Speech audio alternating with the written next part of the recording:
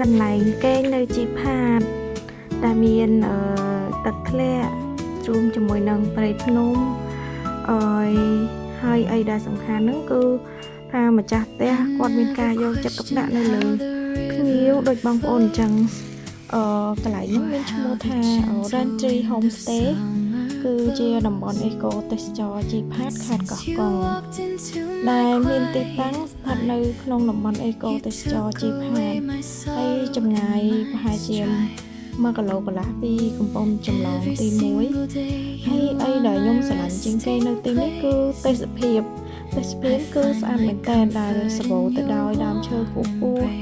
ទេសភាពព្រៃភ្នំជាមួយនឹងជ្រលងអូដែលធ្វើឲ្យយើងមានអារម្មណ៍ថាស្រស់ស្រាយមែនតើហើយបើសិនជាពេលព្រឹកវិញយើងអាចមើលឃើញថ្ងៃលះស្រស់ស្អាតហើយសម្រាប់ផ្ទះដែលខ្ញុំស្នាក់នៅនេះគឺជាប្រភេទផ្ទះឈើមាន2ជាន់មានម៉ាស៊ីនត្រជាក់កង្ហារជាមួយនឹងបន្ទប់ទឹកគឺនៅដាច់ដライ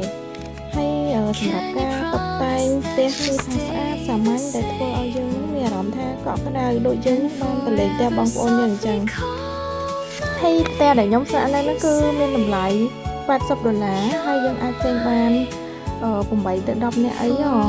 ហើយខ្ញុំពិតជាចង់ recommend ឲ្យអ្នកទាំងអស់គ្នាសាកមកគេងកន្លែងគាត់ឲ្យបានម្ដងដោយសារតែនៅកន្លែងរបស់គាត់ហ្នឹងគឺមានអារម្មណ៍ថាស្ងប់ស្ងាត់ហើយធ្វើឲ្យយើងមានអារម្មណ៍កក់ក្ដៅដូចយើងនឹងបានបលេងផ្ទះបងប្អូនយើងអញ្ចឹង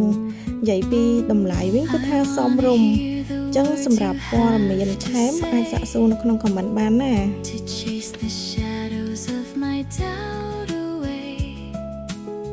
Just hold my hand